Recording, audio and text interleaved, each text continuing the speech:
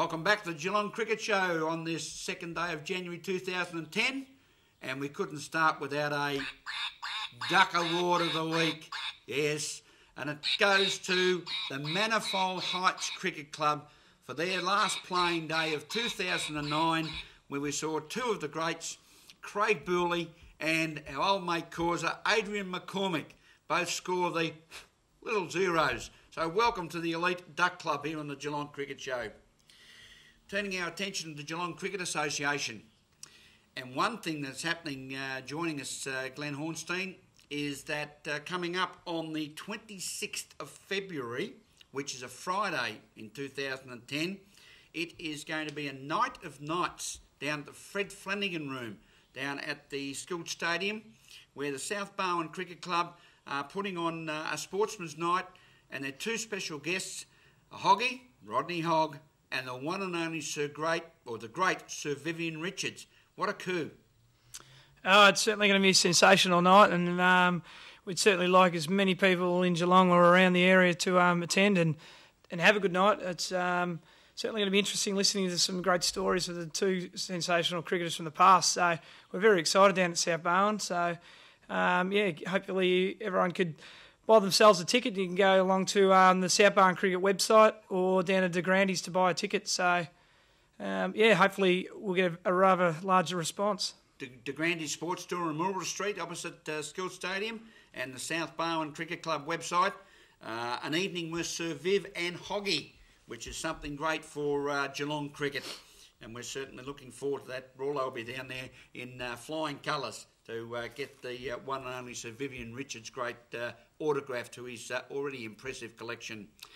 Turning our attention to Division 1 of the Geelong Cricket Association and looking ahead to the second half of the season in 2010, it's going to be a challenging half of the season. Brad, Grovedale sitting out on top, currently unbeaten. They start the season off next week against Leopold. They then play Lara, Geelong West, Newtown and Chewell. They finish off the season against St Joseph's, which could be a precursor to certainly a final play-out. Yeah, definitely. They've been playing some pretty solid cricket, and they would have to be the ones you'd say are favourites at this early stage. But I think it's probably the first time I've played in this competition where we've got about 8 sides at the moment that are all good enough to win a premiership on the day. So I think we need to show consistency in all the sides to firstly make the finals and then make sure you're in good form at the end of the year. Tim, do you think that Grovedale can hold their 9-point gap over St Joseph's currently in second position? Yeah, I think they're in a similar position to Colindina on the BPCA, Graham, that 9-point buffer is just a fantastic thing to have. And while they play some testing teams in the run home, I think Grovedale are a good enough side, and they've got enough really good, consistent cricketers in that side. A lot of quality that they'll be able to hold that, and they'll finish as minor premiers. But as Brad just said, if they don't turn up on their day in finals, or if they come a little bit complacent to any of those fixtures, then it's going to be that whichever side's finished in that top 6 in the GCA, which it's going to be extremely tough to get into in itself, could end up knocking off Grovedale. And who knows, they might end up out within 2 finals, which would be something that it sounds ludicrous to say because they have played so well throughout the first half of the season, but that's just truly how tight the GCA competition is this year.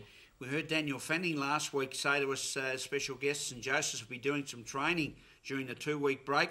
Well, St Joseph's in second place. They start next week off against North Geelong, then play Manifold Heights, Leopold, Lara, and in the final game against Grovedale. Again, it probably boils down to that round 13 clash between St Joseph's and Grovedale that could prove top spot. Yeah, it's certainly going to be one that we wait for, Graham. It's going to be a fantastic clash, and as you said, a precursor possibly to that last day in the cricketing season. I know Brad will be hoping that's not the case, but possibly a precursor to a final that we'll be seeing in 2 quality sides going up against each other. And you always see that the pressure's going to certainly be on in that game, and it might end up deciding, as you say, not only who finishes top of the table, but who finishes in the important ladder positions and might get a double chance as well. Brad, how good are Lara as they come up against Geelong West in next week in round 9? Then they face Grovedale, Newtown and Chewell, St Joseph's, and finish off with Geelong City. They've got a reasonable run home. Probably out of the sides we've played, I think Lara would just about be the most dangerous team we've played against.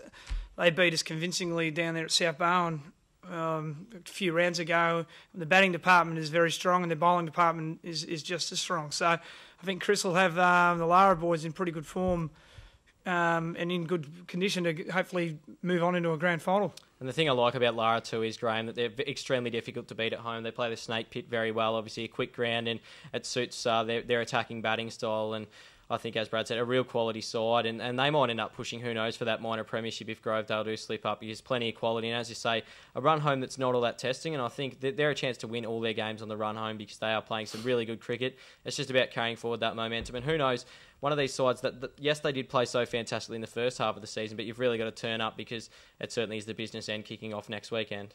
And we also look forward to the Geelong Cricket Association Division 1 Grand Final being played at the Geelong Cricket Ground again in 2010. Brad, South Barwon currently sitting in 4th position on 30 points. You've got a reasonably challenging run. You play City in round 9 next Saturday, then come up against East Belmont, Belpost Hill, the reigning premiers Geelong West, and finish off with the North Geelong Magpies. A difficult run home.